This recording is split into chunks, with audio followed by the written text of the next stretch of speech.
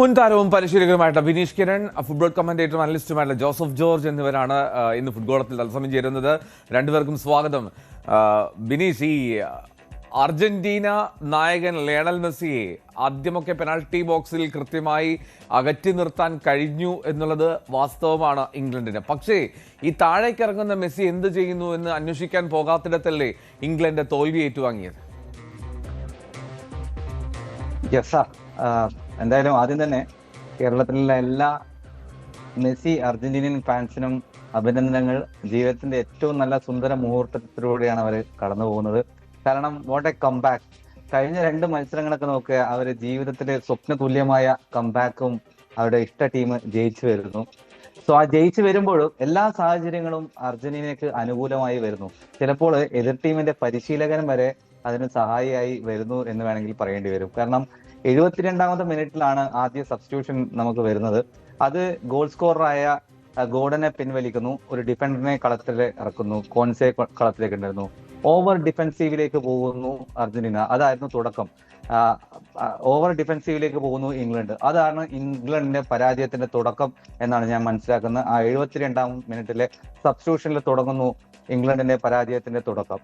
So അവിടെയാണ് കളി പിന്നീട് ഡിഫൻസിൽ 3 സബ്സ്റ്റിറ്റ്യൂഷൻ കൊണ്ടുവരുന്നു. ആ 3 സബ്സ്റ്റിറ്റ്യൂഷൻ കൊണ്ടുവരുന്നത് തന്നെ അർജന്റീനയെ വിങ്ങിലേക്ക് പറഞ്ഞു വിടാനാണ്. അവിടുന്ന് ക്രോസ് വരുമ്പോൾ അതിനെ മീറ്റ് ചെയ്യാന്നുള്ള ഉദ്ദേശത്തിലാണ്. അത് പ്ലാൻ പ്രകാരം തന്നെ അർജന്റീന വിങ്ങിലേക്ക് പോകുന്നു, ക്രോസ് വരുന്നു, പക്ഷെ ഒന്നും തടയാൻ സാധിക്കുന്നില്ല. സോ അവിടെയാണ് മെസ്സി ഗോൾ കണ്ടെത്തുന്നത് നമ്മൾ കണ്ടിട്ടുണ്ട്. മെസ്സി ഇൻഡിവിജ്വൽ ബ്രില്യൻസ് ആയിട്ട് ഡ്രിബിൾ ചെയ്ത് അകത്തേക്ക് പോയി അസിസ്റ്റ് ചെയ്യുന്നത് കണ്ടിട്ടുണ്ട്. പക്ഷെ മെസ്സിയുടെ വലങ്കാൽ ക്രോസുകളിലൂടെ ഗോൾ കണ്ടെത്തുന്ന മെസ്സിയൊക്കെ വളരെ അപൂർവമായിട്ട് നമ്മൾ കാണാൻ സാധിക്കാറുള്ളൂ. അതും സംഭവിച്ച് കണ്ടു എന്നുള്ളതാണ്. സോ ബ്രില്യൻറ്റ് കംബാക്ക്, ബ്രില്യൻറ്റ് ഫിനിഷാണ് അർജന്റീന നടത്തിയത്. അതിന് സഹായകരമായിട്ടുള്ള എല്ലാ കാര്യങ്ങളും പരിശീലകന്റെ ഭാഗത്തുനിന്ന്, ഇംഗ്ലണ്ട് പരിശീലകന്റെ ഭാഗത്തുനിന്ന് ഉണ്ടായി എന്ന് മാത്രം പറയേണ്ടി വരും. അതെ, ഈ നീല ജേഴ്സിയിൽ ഇറങ്ങുന്ന അർജന്റീനയെ ഏതാണ്ട് പരിഹസിക്കുന്ന മട്ടിൽ തോമസ് ടുഹേൽ കഴിഞ്ഞ ദിവസം വാർത്താ സമ്മേളനം നടത്തിയപ്പോൾ പറഞ്ഞത് അന്ധവിശ്വാസം അത് അഭിനന്ദിക്കുന്നു എന്നാണ്. എന്തായാലും ആ അന്ധവിശ്വാസം, ഈ അർജന്റീനയുടെ മറ്റൊരു അന്ധവിശ്വാസമാണല്ലോ കബാല. അപ്പോൾ ജോസഫ്, ഈ നീല ജേഴ്സിക്കും അപ്പുറത്ത് അർജന്റീനയുടെ മികവ് എടുത്തു പറയണം. പ്രത്യേകിച്ചും മെസ്സിയെ മാത്രം കേന്ദ്രീകരിച്ചല്ലായിരുന്നു, കുറച്ചുകൂടി ഒരു ടീം ഗെയിമേ അർജന്റീന മാറി എന്നുള്ളതാണ് സന്തോഷകരം. അർജന്റീനയ്ക്ക് ഇൻഡിവിജ്വൽ മികവിനൊപ്പം തന്നെ ടീം മികവ് കൂടി ഈ കഴിഞ്ഞ മത്സരത്തിലുണ്ടായിരുന്നു. അർജന്റീനയായത് ഇന്നായിരുന്നു എന്ന് തോന്നിപ്പോയി. അപ്പോൾ മറുവശത്താവട്ടെ ഈ ഓവർ ഡിഫൻസിലേക്ക് പോയി എന്നുള്ളത് ശരി തന്നെ. പക്ഷേ എങ്കിൽ പോലും ഈ ഇംഗ്ലണ്ടിനെ അല്ലല്ലോ നമ്മൾ കണ്ടത് ഈ ലോകകപ്പിൽ ഉടനീളം. ഇതേ ശൈലി, അമിത പ്രതിരോധം അവർ മെക്സിക്കോയ്ക്കെതിരെയും നോർവേക്കെതിരെയും ലീഡ് എടുത്തതിന് ശേഷം അവർ പരീക്ഷിച്ചു. അപ്പൊ അതിന്റെ ഒരു ആത്മവിശ്വാസത്തിലാണ് ഇന്നും ഇംഗ്ലണ്ട് ഇത് വിജയിപ്പിക്കാം എന്നുള്ള രീതിയിൽ ഇറങ്ങിയത്. അവസാന മിനിറ്റുകളിൽ ഡിഫൻസീവ് സബ് ഇറക്കി കളി ഷീൽഡ് ഔട്ട് ചെയ്യാം. നല്ല ഉയരക്കാരായ പ്രതിരോധക്കാരും വേഗതയുള്ള വിങ് ബാക്കുമാരും എല്ലാം കൂടെ വന്നിട്ട് മൊത്തത്തിൽ അവസരം കൊടുക്കാതിരിക്കാം, ക്രോസുകളൊക്കെ ഹെഡ് ചെയ്ത് വിടാം. അത് നോർവേക്കെതിരെയും അത് വിജയകരമായി നടപ്പിലാക്കിയപ്പോൾ അവർ വിചാരിച്ചു, ഓക്കെ ഇനി എന്ത്, ഇത് അർജന്റീനയെ കൊണ്ട് സാധിക്കുമോ? ഇതൊന്നും ഇല്ല. അത് ഗോൾ അടിച്ച അതിനു മുമ്പുള്ള മത്സരങ്ങളിലൊക്കെ നോക്കുവാണെങ്കിൽ ഒരല്പസമയം മാത്രമേ ഇങ്ങനെ അമിത പ്രതിരോധത്തിലേക്ക് പോയിട്ടുള്ളൂ. കുറച്ചു നേരമൊക്കെ അങ്ങനെ ചെയ്താലും കുഴപ്പമില്ല. അപ്പോഴും അവർക്ക് അറ്റാക്കിംഗ് ഔട്ട്ലെറ്റുകൾ ഉണ്ടായിരുന്നു, കൗണ്ടർ അറ്റാക്കിൽ അവർ മുന്നേറുന്നുണ്ടായിരുന്നു. പക്ഷെ ഇന്ന് കണ്ടത്, ഒരു ഗോൾ അടിച്ചപ്പോൾ അത് മതി എന്ന് ഉറപ്പിച്ച് പ്രതിരോധം മാത്രമായി പോയി, ഒരു കൗണ്ടർ അറ്റാക്ക് പോലും ഇല്ല. അപ്പൊ അർജന്റീനയ്ക്ക് പോലും ഇതൊന്നും ചിന്തിക്കേണ്ട വന്നില്ല. അവർക്ക് എല്ലാ അറ്റാക്കിംഗ് ഔട്ട്ലെറ്റുകളും ഉപയോഗിക്കാൻ സാധിച്ചു. വിങ്ങളിൽ കൂടെ ഒക്കെ ധൈര്യമായി ക്രോസ് ചെയ്യാൻ. കാരണം എന്താണ്, ഇത് ക്ലിയർ ചെയ്താൽ പോലും തിരിച്ച് അർജന്റീനയിലേക്കാണ് വരുന്നത്, എടുത്ത് മുന്നേറാൻ ഒരാളില്ല. അപ്പൊ അങ്ങനെയുള്ളപ്പോൾ എന്തുമാത്രം വേണമെങ്കിലും അറ്റാക്ക് ചെയ്യാം, എങ്ങനെ വേണമെങ്കിലും അറ്റാക്ക് ചെയ്യാം. അർജന്റീനയുടെ സബ്സ്റ്റിറ്റ്യൂഷൻസും അതിനൊരു കാരണമാണ്. വിഡ്ത്ത് കൂടുതൽ ഉപയോഗിക്കാൻ അവർ തീരുമാനിച്ചു. അതിനനുസരിച്ചുള്ള റണ്ണുകളും പെനാൽറ്റി ബോക്സ് എൻട്രീസും ഒക്കെ നമ്മൾ കണ്ടു. നേരത്തെ പറഞ്ഞതുപോലെ, രാവിലെ പറഞ്ഞതുപോലെ മെസ്സി 9 ഡ്രിബിളുകളാണ് പൂർത്തിയാക്കിയത്. അതില് അധികവും സമ്മർദ്ദമില്ലാതെയാണ് ഡ്രിബിൾ ചെയ്തു പോയത്. അപ്പൊ അങ്ങനെയൊക്കെ ഇൻവൈറ്റ് ചെയ്യുകയായിരുന്നു. ഇംഗ്ലണ്ട് ഇത് വിളിച്ചു വരുത്തിയ അപകടം തന്നെ, അക്കാര്യത്തിൽ യാതൊരു സംശയവുമില്ല. അതില് ആ മെസ്സിയുടെ ക്രോസിന്റെ കൃത്യത എന്നൊക്കെ പറഞ്ഞു കഴിഞ്ഞാൽ അളക്ക് തളകിയിൽ വെച്ച ക്രോസ് ആയിരുന്നു. അത് തല വെച്ച് കൊടുക്കേണ്ട കാര്യമേ ഉണ്ടായിരുന്നുള്ളൂ. അതും വീക്കർ ഫുട്ടായ റൈറ്റ് ഫുട്ടിൽ നിന്ന് വന്ന 2ാമത്തെ ക്രോസ്, അത് മനോഹരമായ ക്രോസ്. ഇംഗ്ലണ്ട് അമിത ആത്മവിശ്വാസത്തിൽ ചെന്ന് പെട്ടു എന്ന് പറയാം. അത് പ്രതിരോധിക്കാൻ എക്സാക്ട്ലി റൈറ്റ്. ജോസഫ് സൂചിപ്പിച്ചല്ലേ അമിത ആത്മവിശ്വാസം ഉണ്ടായിരുന്നു അവിടെ ഇംഗ്ലണ്ടിന് എന്നുള്ളതിൽ തർക്കമില്ല.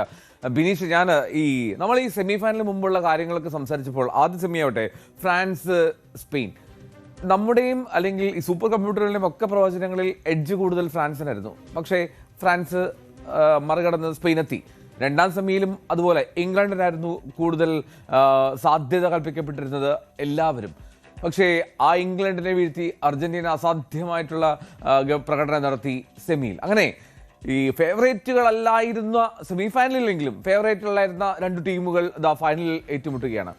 ഈ രണ്ട് ടീമുകൾ ഏറ്റുമുട്ടുമ്പോൾ രണ്ട് ശൈലികൾ, അതിന് യൂറോപ്പ്, ലാറ്റിൻ അമേരിക്ക എന്നുള്ളതിനപ്പുറം തന്നെ ഈ വലിയ തോതിൽ അറിയുന്ന സുഹൃത്തുക്കളായിട്ടുള്ള രണ്ട് ടീമുകളാണ് ഒരു ലോക കിരീടത്തിന് ഏറ്റുമുട്ടുന്നത്. ലയണൽ മെസ്സിയുടെ ജീവിതം തന്നെ സ്പെയിനിലായിരുന്നു, ബാഴ്സലോണയിലായിരുന്നു ഏറിയ പങ്ക്. അപ്പോൾ അത്രമാത്രം മനോഹരമായി അവർ സംസ്കാരത്തെയും അവിടുത്തെ എല്ലാ കാര്യങ്ങളെയും വ്യക്തമായ ബോധ്യമുള്ള രണ്ട് ടീമുകളാണ് ഏറ്റുമുട്ടാൻ പോകുന്നത്. എന്താണ് പ്രതീക്ഷിക്കുക ഈ ഹൈബ്രിഡ് ശൈലിയിലുള്ള സ്പെയിൻ്റെ ഇപ്പോഴത്തെ കളി, അർജന്റീനയുടെ ഈ ശൈലിയും ഒക്കെ ഏറ്റുമുട്ടുമ്പോൾ എന്ത് നമ്മൾ എക്സ്പെക്ട് ചെയ്യണം?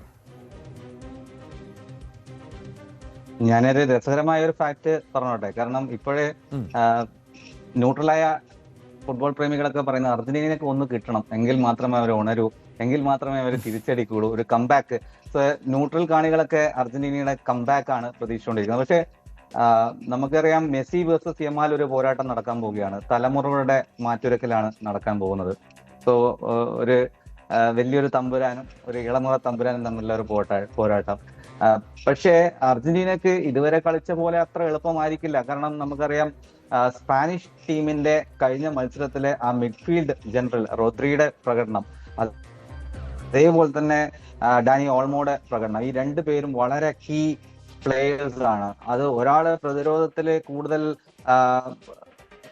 മികച്ച പ്രകടനം കാഴ്ചവെക്കും, മറ്റേയാള് നല്ല പോക്കറ്റ് സ്പേസുകൾ കണ്ടെത്തി പുറകിലേക്ക് ഇറങ്ങി വന്ന് മുന്നോട്ട് പോയി പോക്കറ്റ് സ്പേസ് കണ്ടെത്താനും ഓൾമോന് സാധിക്കുന്നു.